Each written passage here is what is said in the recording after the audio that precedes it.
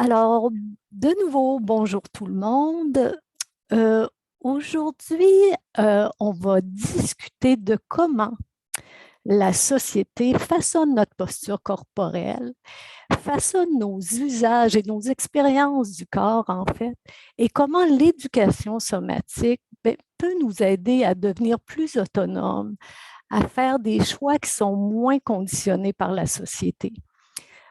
C'est le thème que j'ai donné à mon atelier aujourd'hui. Ce n'est pas un atelier typique comme je donne à chaque semaine dans ma pratique. Donc, pour commencer, je vais faire un partage d'écran parce que on va commencer par discuter de ça. Est-ce que vous voyez mon partage d'écran? Si je le mets comme ça, ce serait même mieux. C'est bon. Merci beaucoup, Lucie. Alors, on va commencer par une quinzaine de minutes pour discuter justement du thème que j'ai donné à l'atelier, l'éducation somatique comme lieu incarné de la vie sociale. Ensuite, on va faire une leçon soit assise ou soit au sol, une leçon que j'ai intitulée Inspire, inspire, expire. Les personnes qui viennent d'être assises longtemps, dû à l'atelier précédent, bien, vous pouvez le faire au sol, c'est à votre choix. Un autre atelier qui va suivre, je l'ai intitulé Prendre sa place, ni plus ni moins, une vingtaine de minutes. Ensuite, on va revenir assis pour une quinzaine de minutes avec titre Ancrer ses pieds pour grandir en toute solidité. Et on va finir par une discussion. Donc, je vous explique pourquoi j'ai appelé mon atelier l'éducation somatique comme lieu incarné de la vie sociale. C'est que à travers l'histoire, euh, on peut vraiment observer comment il y a eu des usages du corps qui ont été favorisés par rapport à d'autres. Sur l'image de gauche, vous voyez un bonhomme avec des flèches qui indiquent, qui nous font voir davantage que sa posture est plutôt en rondeur. Eh bien, et à côté, à gauche, on peut voir euh, une dame, probablement que c'était dans l'époque du Charleston, où la posture d'un espèce de dos arrondi et d'un bassin basculé comme ça, c'était la tendance à cette époque-là de placer son corps, d'avoir une posture comme ça. Et en bas, à gauche, vous voyez une danseuse de classique avec la main à la barre qui a adopté aussi cette posture qui pour elle est naturelle, probablement une posture plus en rondeur.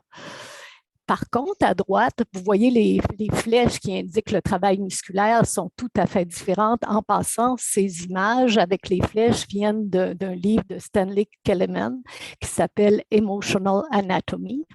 Donc, on peut voir une posture tout à fait différente, bon, qui peut être due à des émotions qu'on vient de vivre. Si on voit un lion, si il nous arrive quelque chose, bien, c'est certain que notre posture réagit à notre environnement de façon émotive.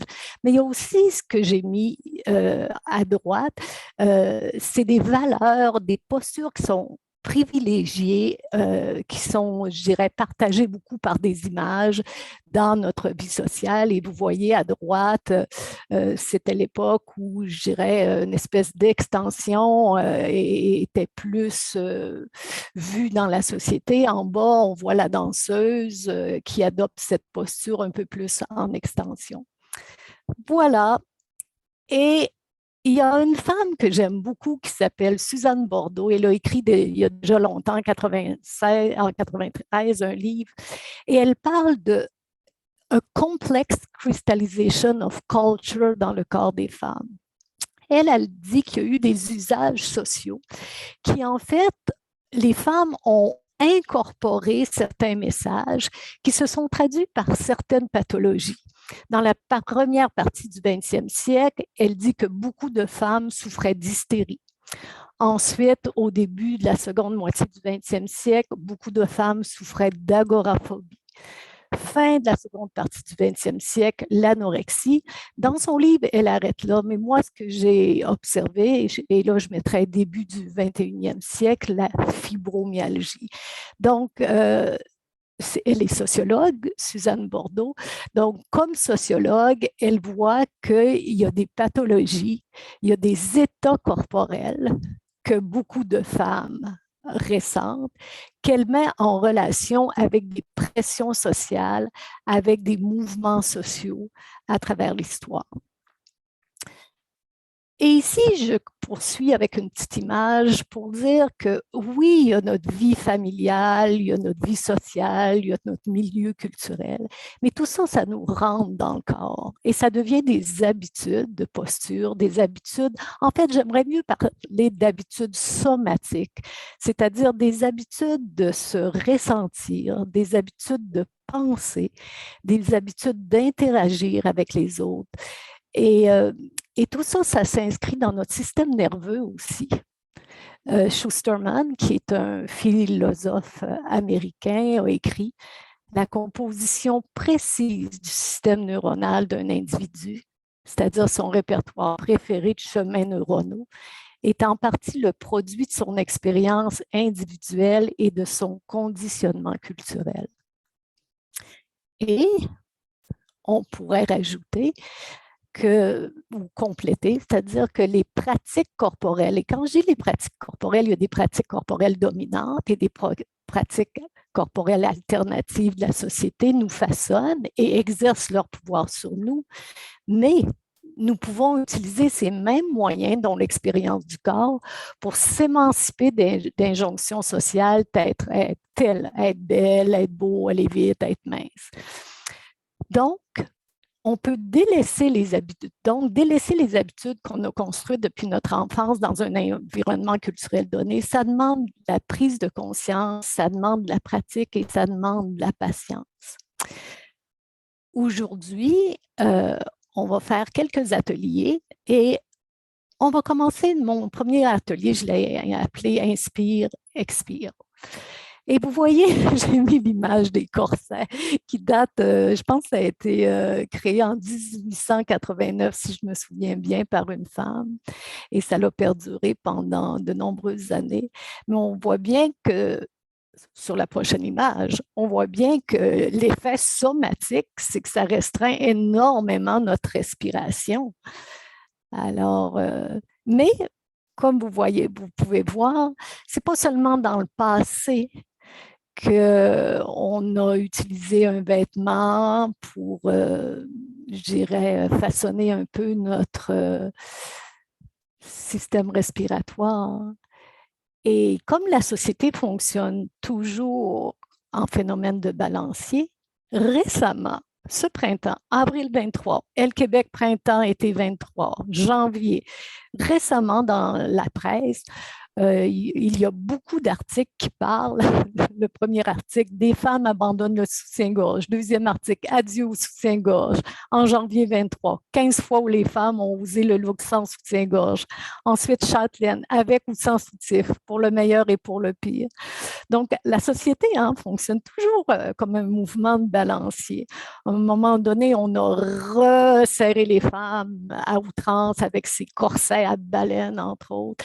Et maintenant, dans les prochains, il semble que ce printemps, cet hiver, on entre dans une phase où on s'émancipe de ce soutien-gorge. Alors là, moi, je ne suis pas en train de faire une promotion du soutien-gorge ou de ne pas porter de soutien-gorge, tout simplement en train de mettre en évidence que notre posture, notre façon d'être sur le plan somatique, de respirer, d'être en relation avec les autres, c'est en lien avec notre vie familiale, avec notre vie sociale, avec notre vie culturelle, et que ça forme notre corps et qu'on peut utiliser des pratiques corporelles, on peut utiliser l'éducation somatique pour être plus libre par rapport à ces conditionnements.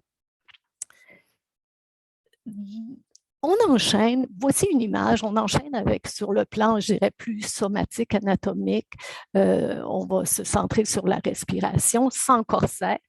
Si vous avez un soutien-gorge et qu'il vous tient trop serré, vous pouvez le détacher un peu. Donc, sur le plan anatomique, tout le monde connaît, on a la cage thoracique. À l'intérieur de la cage thoracique, on a les poumons qui sont ici en bleu, c'est une représentation schématique. En rouge, on a le diaphragme. Et je crois, je ne sais pas si vous allez pouvoir le voir, on va faire un essai. Ça dure très, très peu longtemps. Vous allez voir, c'est ça, le diaphragme descendre à l'inspire et le diaphragme remonter à l'expire. En éducation somatique, en général, moi, je suis praticienne de la méthode Feldenkrais, donc je vais parler davantage en m'appuyant sur ma connaissance de la méthode Feldenkrais. Qu'est-ce qu'on fait par rapport à la respiration, par rapport au diaphragme dans la méthode Feldenkrais? Bien, je pense que dans toutes les méthodes d'éducation somatique, premièrement, on demande aux gens, quand tu bouges, est-ce que tu respires ou est-ce que tu bloques ta respiration? Parce que quand on a un stress, quand on a une douleur, ça va impacter directement notre diaphragme qui va pas utiliser toute son amplitude de mouvement. En Feldenkrais, on a quelques leçons spécifiques sur la respiration pour, je dirais, élargir nos habitudes respiratoires parce que le diaphragme, c'est un muscle. Donc, il y a des habitudes musculaires, respiratoires, comme on a des habitudes de tenir nos épaules plus fermées ou plus ouvertes. Nos muscles sont habitués à se contracter ou non d'une façon ou d'une autre. Donc, si je reviens en éducation somatique avec cette idée de comment on travaille la respiration, on demande aux gens d'être conscients de à quel endroit ils respirent. Hein?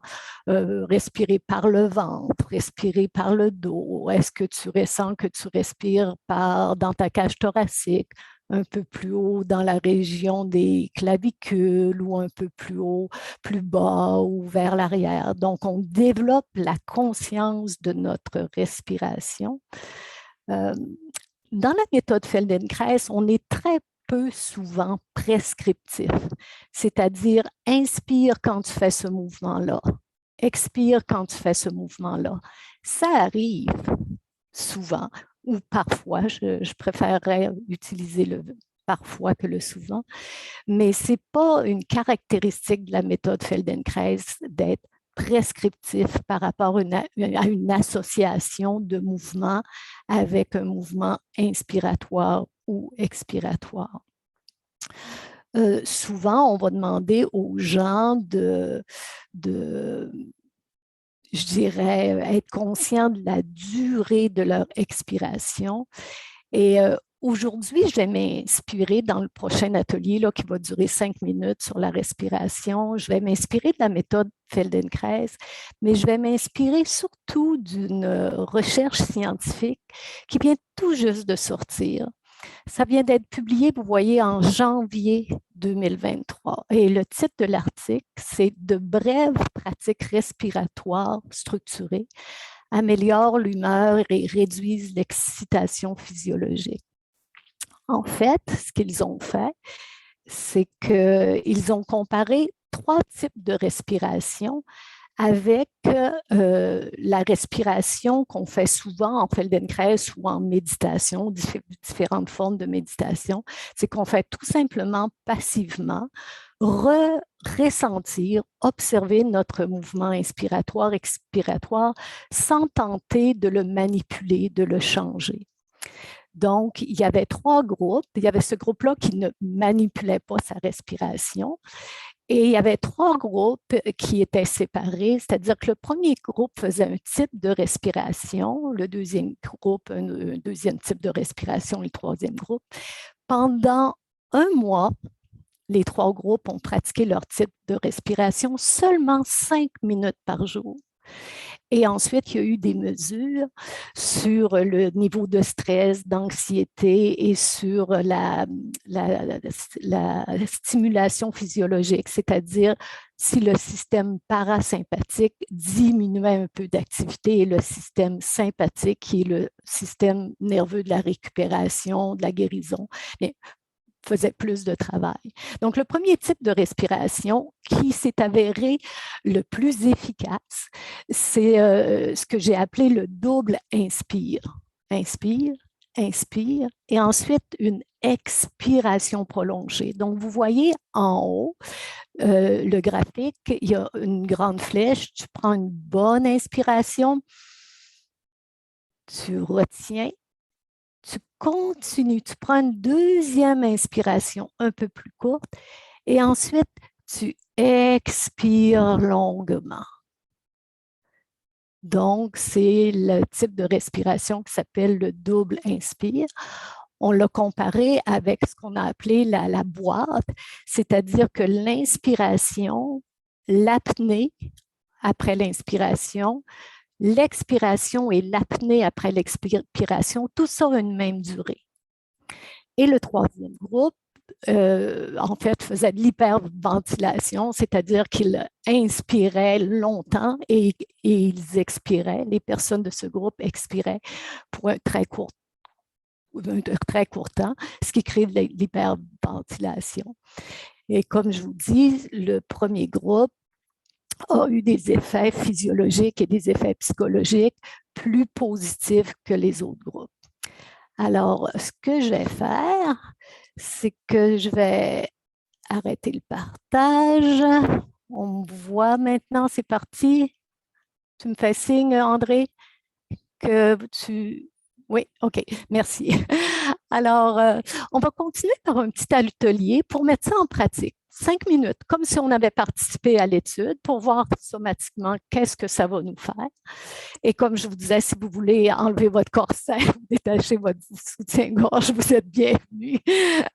Vous pouvez rester assise, vous pouvez vous coucher sur le plancher parce que de toute façon, c'est bon de mettre en pratique notre respiration à tout moment de la journée, dans toutes les positions, et même la nuit si vous êtes insomniaque. Alors, on va tout simplement commencer. Si vous êtes assise, bien, assurez-vous d'avoir les deux pieds déposés sur le plancher. Les autres personnes, vous pouvez prendre le temps pour aller vous coucher sur le sol, sur le dos. Si vous êtes sur le sol, prenez le temps de ressentir votre contact avec le plancher. Les personnes au sol, ressentir les pieds en contact avec le plancher et ressentir les ischions qui reposent sur le plancher. Vous pouvez être adossé à votre chaise ou être sur le bout de votre chaise. Les gens au sol, vous pouvez avoir les bras à l'endroit où c'est le plus confortable pour vous. Vous pouvez avoir les yeux fermés ou les yeux ouverts. Et dans un premier temps, je vous invite à tout simplement ressentir votre façon de respirer sans la manipuler, sans rien faire pour la changer. On sait que c'est difficile de seulement observer la respiration et sans se juger. Donc, tout simplement, à quel endroit je crée du mouvement à l'intérieur de moi, de par l'effet des molécules d'air qui entrent à l'intérieur des poumons, qui font abaisser mon diaphragme. Et toutes les viscères prennent de l'expansion, se déploient dans le bas de mon dos, dans mon ventre.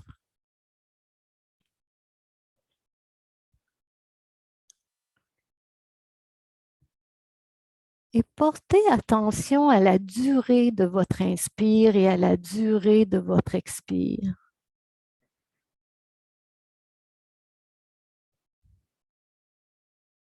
Et là, tout le monde va aller à son rythme, un rythme différent. Un petit peu comme on va faire la même activité. Ça me fait penser à quand on chante dans une chorale, un canon. Tout le monde fait la même chose, mais à des rythmes différents. Donc, moi, je vais guider, mais vous n'avez pas à guider, à suivre mon rythme. On va commencer à expérimenter ce double inspire. Alors, tout simplement, on inspire, préférablement par le nez. Aux 2 tiers, 3/4 de notre inspire, on arrête, on bloque, et ensuite on prend un second inspire sans avoir expiré au préalable. Et là, après, on expire longuement, encore par le nez, c'est préférable, selon les auteurs de cette recherche. Et ensuite, on recommence. On inspire, on arrête, on refait un autre petit inspire et ensuite, on fait une longue expiration, mais sans forcer. Et vous y allez à votre rythme. Vous décidez de la longueur de l'inspire, de la longueur de l'expire. Et si vous vous sentez inconfortable, prenez une pause et tout simplement continuez avec votre respiration sans la manipuler. Sinon, pour encore 4 minutes, on fait la même expérience que les gens ont fait dans la recherche. On fait le double inspire qu'on interrompt avant que nos poumons soient complètement remplis. Ensuite, on continue et ensuite, on expire. On expire le CO2 et sans se presser, sans resserrer les muscles intercostaux. C'est tout doux comme mouvement. L'oxygène vient dans nos tissus, vient oxygéner en fait tous nos tissus. De temps à autre, à l'expire, vous pouvez expirer par la bouche et faire un son de soulagement.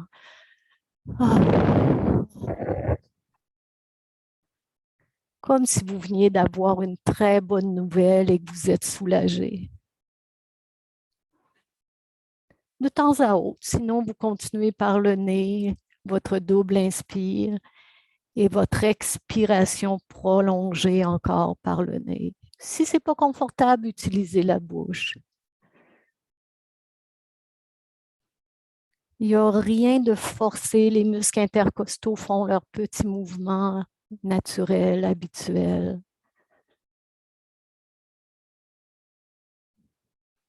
L'élasticité de vos tissus pulmonaires, des muscles intercostaux, fait bouger la cage.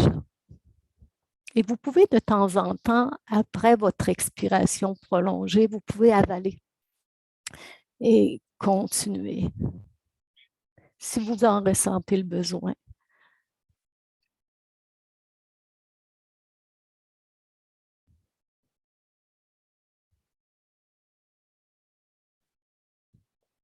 Alors, prenez encore quelques respirations.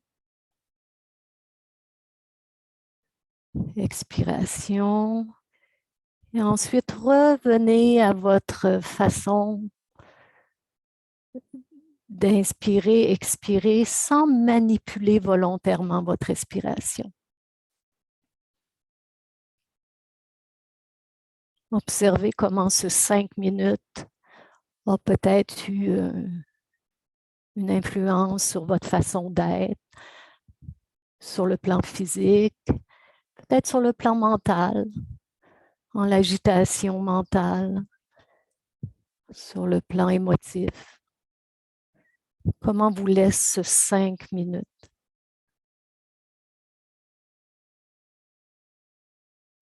Et maintenant, je vous invite à continuer en position couchée sur le plancher, si possible.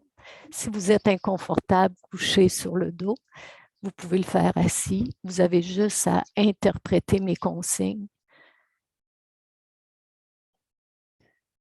Bon, la principale consigne, ce n'est pas de suivre mes consignes, c'est de prendre soin de vous, de faire du mouvement dans le sens de votre confort. Alors, une fois couché, de nouveau, Déposez-vous. Les personnes qui étaient au sol, on se dépose encore. On peut toujours se redéposer au sol. Quelles sont les parties de l'arrière de vous qui touchent au plancher, qui s'abandonnent au plancher, qui se laissent accueillir par votre tapis?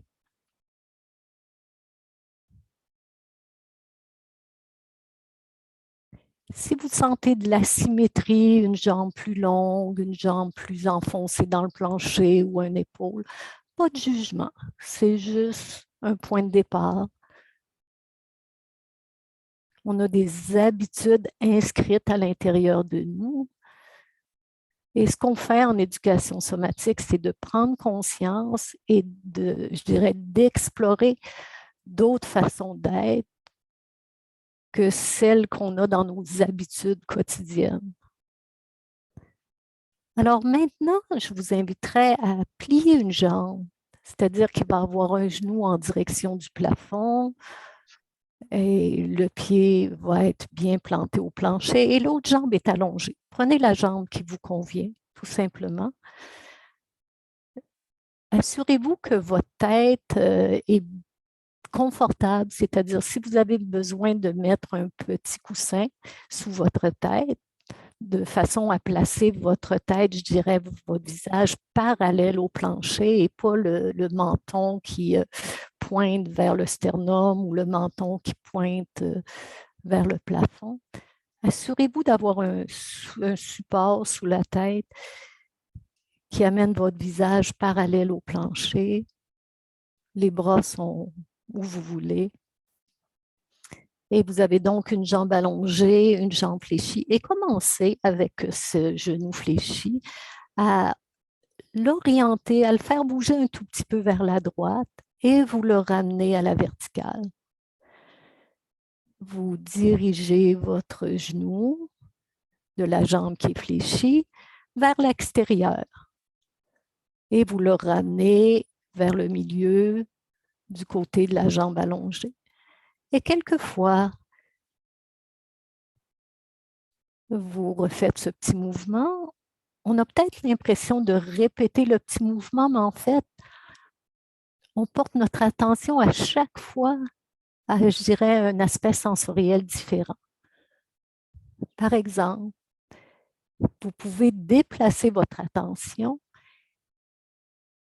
et ressentir qu'est-ce que fait le pied quand le genou vient vers le plancher, en direction du plancher vers l'extérieur et revient. Probablement, vous sentez qu'il y a un transfert de poids sur le côté extérieur du pied, le côté du petit orteil. Et quand vous ramenez le genou en direction du plafond, vous revenez déposer toute la plante de pied sur le plancher. Et vous pouvez continuer à le faire maintenant en portant attention à votre hanche. Vous pouvez visualiser l'os de la cuisse, le fémur, qui tourne dans l'articulation du bassin. Chaque fois que le genou va vers l'extérieur et revient. Ou vous pouvez ressentir davantage votre bassin. Qu'est-ce que fait le côté droit, le côté gauche de votre bassin?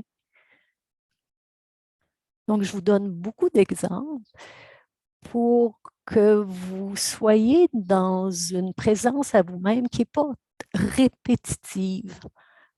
On semble faire le mouvement, mais notre cerveau est vraiment en train d'explorer différentes facettes de ce mouvement. Vous pouvez aussi porter attention à votre respiration, comment vous inspirez, expirez ou bloquez votre respiration. Voilà, allongez la jambe, prenez une pause. Qu'est-ce que vous ressentez après ce petit mouvement? Si vous vous sentez asymétrique, c'est tout à fait normal.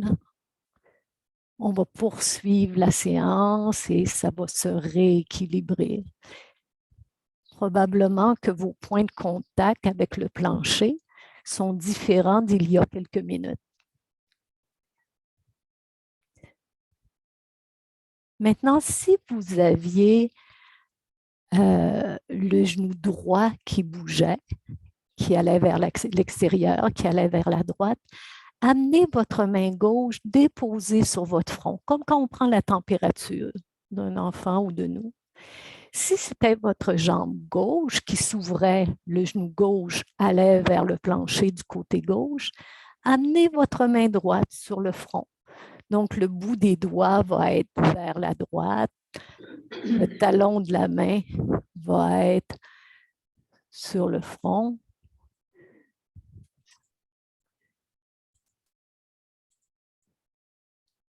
Et tout doucement, commencez à faire bouger la peau de votre front avec votre main dans la direction du bout de vos doigts. Je vais donner les indications avec le genou droit, la main gauche, et ça peut être l'inverse pour les personnes qui ont travaillé tout à l'heure avec le genou gauche.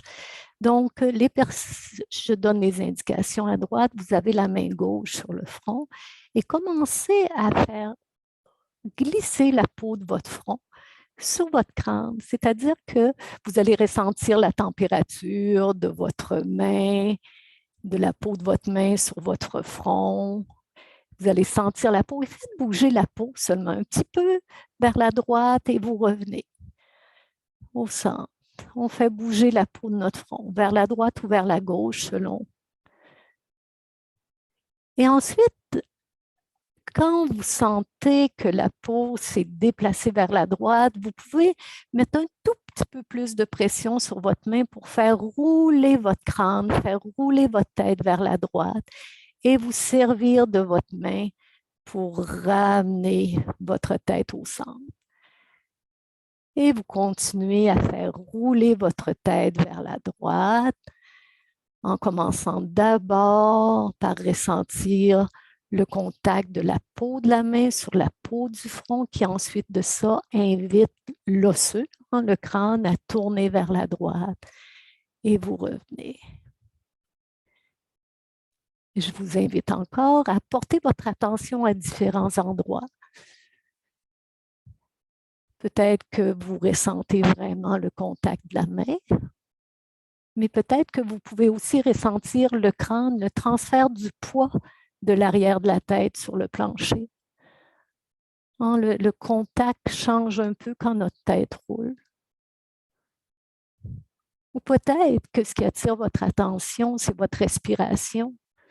Avez-vous tendance de nouveau à bloquer votre respiration à un moment ou l'autre du mouvement, ou bien à inspirer ou expirer?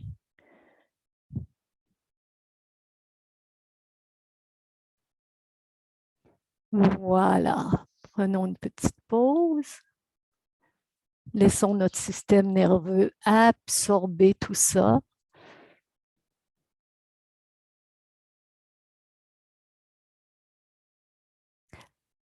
Ramenez votre genou, le même genou que vous avez dirigé de côté. Donc, si c'est le genou droit, vous gardez les bras à un endroit confortable pour vous. Vous avez le même genou.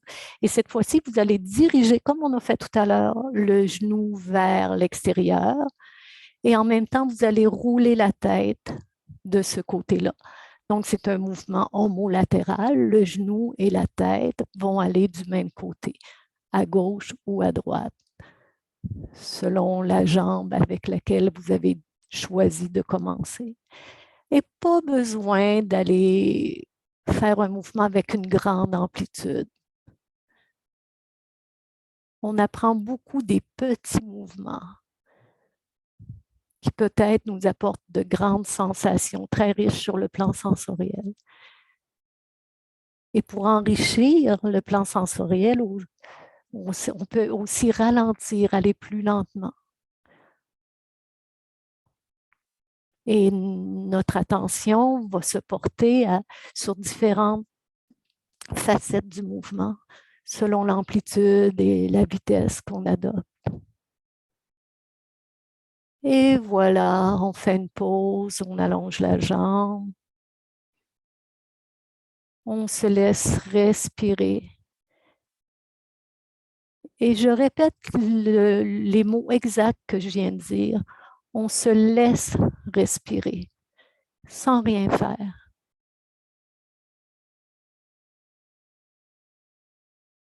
On se laisse être accueilli par le plancher, s'abandonner au plancher.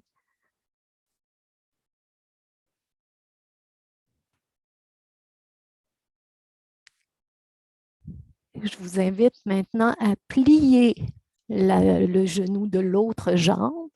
La jambe que vous venez d'ouvrir vers le côté reste allongée, donc une jambe allongée, une jambe fléchie.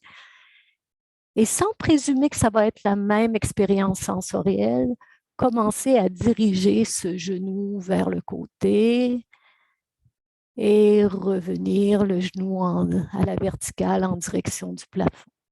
Commencez par un petit mouvement lent et vous revenez. Vous pouvez augmenter l'amplitude. Vous pouvez porter attention au petit jeu de transfert du poids sous le pied.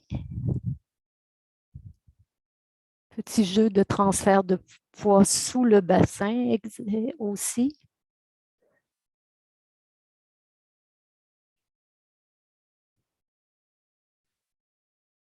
Comment vous inspirez, expirez.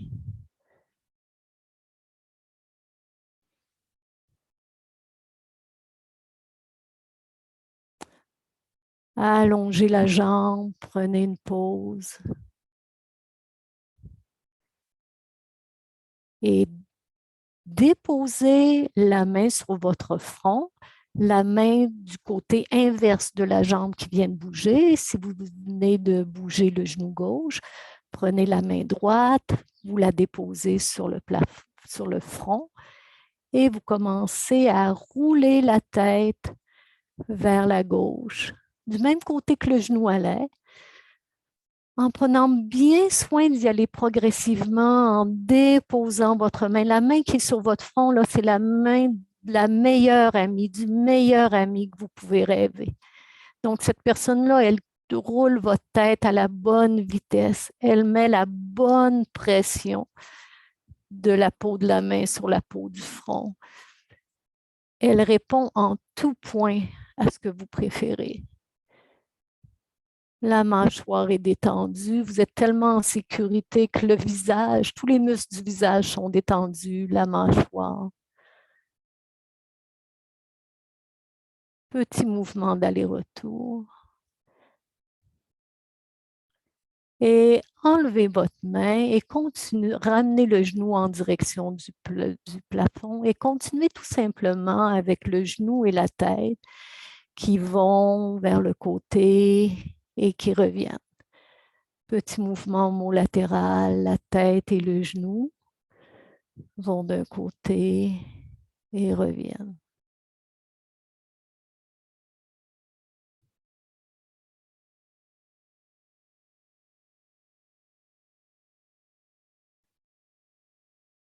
Petite pause. Les pauses, hein, je vous rappelle, ne sont pas parce qu'on est très fatigué sur le plan musculaire, parce qu'on a forcé, mais sur le plan cognitif, c'est très demandant de se ressentir.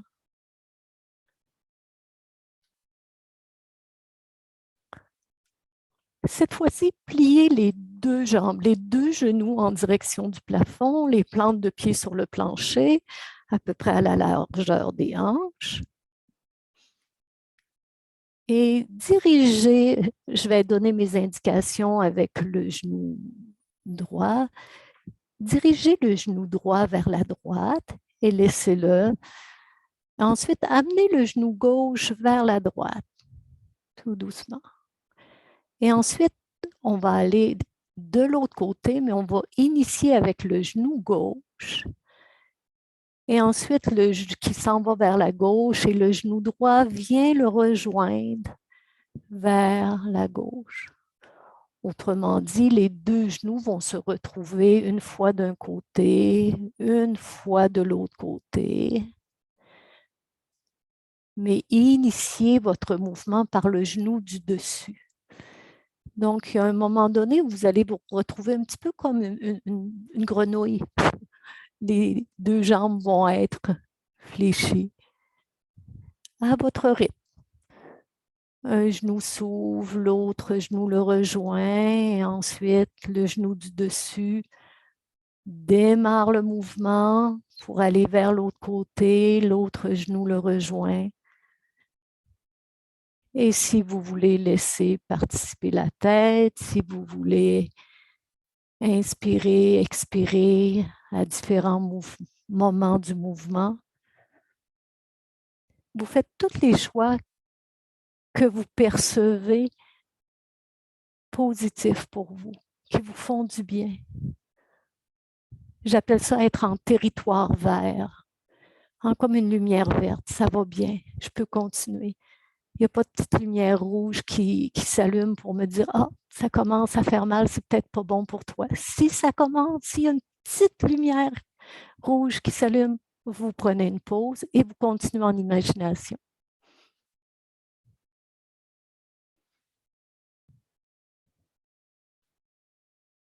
Voilà. Allongez les jambes, prenez une pause.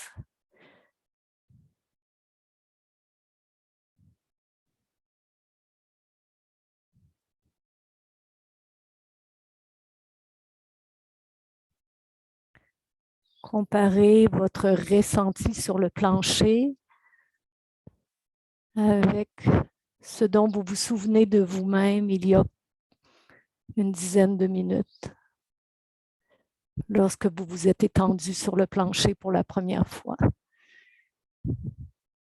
Quel est le contact de l'arrière de vous-même sur le plancher? Est-ce que vous percevez les mêmes asymétries? Est-ce qu'il y a eu de la différence? Qu'est-ce que vous percevez de votre respiration?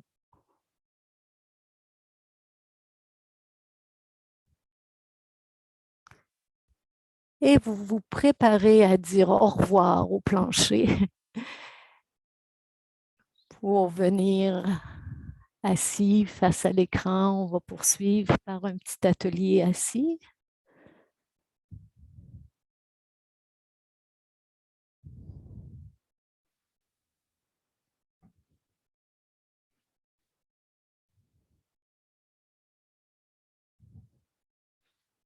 Alors, je partage l'écran de nouveau.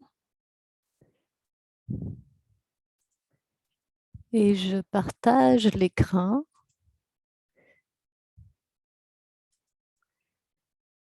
Et vous allez comprendre, une image vaut 1000 mots, n'est-ce pas?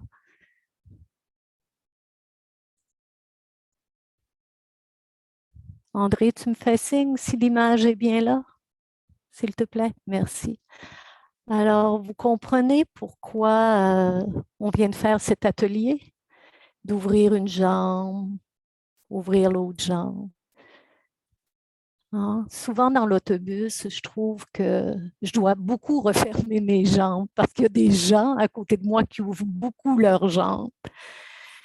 Et souvent, ce sont les femmes qui referment les jambes. Et c'est sûr que ça s'inscrit dans des habitudes musculaires à l'intérieur de nos jambes. Les muscles adducteurs deviennent parfois chroniquement tendus, tellement, mais ça peut être tout à fait inconscient. Alors, vous voyez le lien encore une fois que je fais entre le titre de mon atelier, hein, comment on est... le corps, c'est un lieu incarné de la vie sociale, tout simplement. Alors, on va poursuivre par un petit atelier assis. Et cette fois-ci, ce qu'on va mettre en évidence, ce sont les pieds. Ancrer ses pieds, excusez-moi, pour grandir en toute solidité. Tout à l'heure, l'atelier qu'on a fait sur le dos avec les genoux, Je l'avais intitulé Prendre sa place, ni plus ni moins, en pensant aux gens assis dans l'autobus. Ici, c'est ancrer ses pieds pour grandir en toute solidité. Et pendant 1000 ans, à partir de 500 ans après Jésus-Christ, je pense, les femmes en Chine, surtout dans la grande bourgeoisie, mais après ça, ça s'est répandu à travers toute la société. Hein. On bandait leurs pieds pour qu'il y ait des pieds les plus petits possibles pour stimuler le désir de leur compagnon. Alors, je vais vous montrer l'autre image, c'est assez percutant. La coutume des pieds bandés a été pratiquée en Chine pendant plus de 1000 ans. C'est à partir du 10e siècle, quand l'empereur demanda à sa jeune concubine de se bander les pieds pour exécuter la traditionnelle danse du lotus et ainsi accroître son désir. Un siècle plus tard, la coutume entre dans les mœurs et devient à la mode chez toutes les femmes de l'Empire, devenant une tradition familiale qui symbolise la richesse et la distinction. En effet, les femmes aux pieds bandés ne peuvent travailler qu'à des tâches domestiques simples, ce que ne peuvent se permettre les familles pauvres. Donc, le statut d'une femme dépend en grande partie de ses talents de brodeuse exercés dans la fabrication de minuscules souliers et de jambières qu'elle coud pour sa famille ou pour elle-même. Les chaussures finement brodées témoignent de l'importance donnée à l'esthétique féminine. Et donc, je mets fin au partage et je vous invite à vous asseoir, cette fois-ci sur le bout de votre chaise. Sur le bout de votre chaise avec la jambe gauche croisée en avant de la jambe droite, les deux pieds touchent au sol. Et tout simplement, on va commencer par appuyer, comme repousser un petit peu les deux pieds sur le plancher. Et qu'est-ce que ça fait de repousser les deux pieds dans le plancher? Portez attention à votre colonne vertébrale. Est-ce que vous vous sentez ratatiner ou vous vous sentez grandir? Quelquefois, vous poussez, vous relâchez. Et peut-être qu'on peut expirer en faisant ça. On expire, on pousse, on relâche. Et sentez comment cette petite pression traverse vos avant-jambes, vos cuisses, votre bassin. Ça se rencontre jusque dans la colonne vertébrale. Et voilà, relâchez les jambes. Et placez l'autre jambe maintenant, la jambe droite en avant. Vous êtes toujours sur le bout de votre chaise, les deux bras sont le long du corps. Et vous pressez de nouveau les deux pieds dans le plancher. Et vous pressez graduellement, hein, graduellement. Ce n'est pas un mouvement de karaté, un mouvement de judo. Vous pressez progressivement et graduellement. Je vois les gens monter, se grandir progressivement. Et vous revenez. Et vous pouvez expirer lorsque vous pressez. Donc, vous voyez que tout travaille à partir des pieds. En fin de semaine, je donne un atelier que j'ai intitulé « Rien n'est solitaire ». Tout est solidaire. Les pieds poussent et on sent jusque dans notre crâne. Voilà. Desserrez les pieds, décroisez les jambes. Ah. Maintenant, déposez vos poings fermés derrière votre bassin. Il y a de l'espace entre votre dossier de chaise et votre sacrum. Donc, vous pouvez déposer vos poings fermés ou vos mains. Tout simplement, vous mettez vos mains pour que ce soit confortable de repousser l'assise de la chaise avec vos poings. Moi, j'ai les poings fermés et je pousse. Mes poings sont près de mon sacrum. Je pousse et je relâche. Et vous pouvez le faire en expirant aussi.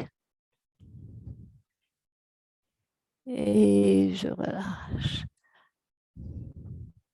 On n'a plus les pieds bandés comme les Chinoises du 10e siècle. Mais parfois, on ne prend pas très bien soin de nos pieds, puis on n'utilise pas toute la capacité de nos pieds à nous propulser dans la vie. Voilà, petite pause, on enlève les poings. Sentez-vous comment peut-être vous êtes assise un peu différemment après quelques minutes, tout simplement? Si la réponse est oui, c'est un encouragement à faire ça quand vous travaillez à l'ordinateur. Et maintenant, amenez de nouveau la jambe gauche, croisez la jambe gauche croisée en avant de la jambe droite. Et on va combiner les pieds, les deux pieds qui pressent dans le plancher et les deux poings qui pressent sur la chaise. Et ressentez comment on presse vers en bas, mais ça nous fait un petit peu grandir vers le haut. On ancre nos pieds dans le sol et on s'en va vers les étoiles. Rêvez. En expirant.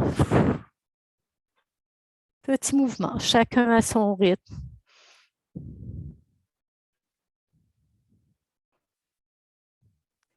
Le pied droit, on change le pied, on amène la jambe droite en avant de la jambe gauche.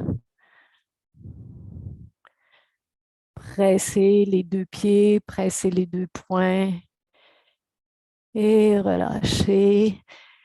En expirant, on peut faire encore le A qu'on faisait tout à l'heure. Ah, de soulagement, de bonnes nouvelles. Et on relâche, on inspire et on expire.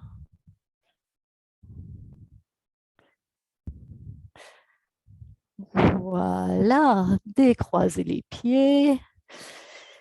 Assurez-vous que vos deux pieds maintenant sont vraiment en dessous de vos genoux. Ni trop en dessous de votre chaise, ni trop loin en avant de votre chaise, juste les pieds en dessous de vos genoux. Vous ressentez vos plantes de pied sur le plancher, vous en ressentez votre ischion. Et on va rechercher peut-être la même sensation que vous avez eue en pressant les deux pieds un tout petit peu graduellement. Et en même temps, je pourrais, vous inviter à faire un mouvement comme si vous aviez envie d'uriner, mais que vous retenez cette envie-là. Donc, il va y avoir un petit resserrement des ischions, un petit resserrement du plancher pelvien, comme si on voulait s'empêcher d'uriner. Puis en même temps, vous pressez un petit peu les pieds dans le plancher et vous pouvez mais aussi vous servir un petit peu des bras, des mains si ça vous aide et vous relâchez.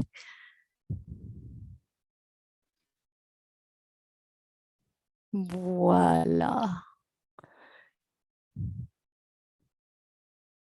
Vous pouvez revenir sur votre chaise en espérant que ce petit 5 minutes ou à peine 8 minutes vous a permis de sentir comment les pieds peuvent nous aider à grandir. À grandir. Donc, j'espère que l'atelier vous a donné un aperçu de comment l'éducation somatique peut vraiment être utilisée comme un moyen de se donner plus de liberté par rapport à certains conditionnements sociaux, culturels qu'on a. Donc, c'est certain qu'on a toutes nos valeurs et c'est certain qu'il n'y a pas juste les effets de la société dans notre corps, il y a tout notre vécu émotif. Mais aujourd'hui, c'est un petit peu l'accent que je voulais mettre, que cette éducation somatique, elle s'inscrit dans un portrait, dans un paysage beaucoup plus large. On travaille notre paysage intérieur, nos sensations, mais notre paysage intérieur, il est toujours en écho avec le paysage, l'environnement extérieur dans lequel on est. Alors, on a fait le double inspire en pensant au corset ou au mouvement anti-soutien-gorge. Ensuite, on a fait l'atelier des genoux. Moi, je pensais à quand je m'assois dans l'autobus, les jambes un peu trop serrées à mon goût. Et on a fait finalement un atelier de se grandir en se servant de nos pieds. Et ça, ce qui m'a fait penser à vous offrir ça aujourd'hui, c'est une petite publication que j'ai reçue sur Facebook par quelqu'un que je ne connais pas. Et j'ai mis le lien dans le fil de discussion. J'ai mis aussi mon adresse courriel. Je suis Sylvie Fortin, fortin.sylvie à ucam.ca, où vous avez mon adresse, sylvie.fortinlongue. Je donne un atelier en fin de semaine. Il reste de la place samedi. Vous êtes les bienvenus. J'ai mis aussi dans le fil de discussion, j'ai mis aussi une description écrite de ce qu'on a fait aujourd'hui. Je vais aller voir si tout est là avec vous, si on s'en va dans le fil de discussion. Oui, vous voyez tout ça. Donc, vous voyez, c'est ce que j'ai appelé aide-mémoire, avec le petit atelier de double inspire et le petit atelier de pousser les pieds dans le plancher. Et c'est ce qui complète. Je vais arrêter l'enregistrement. Je vous remercie beaucoup tout le monde. Avant de partir, j'arrête l'enregistrement pour qu'on puisse discuter sans être enregistré.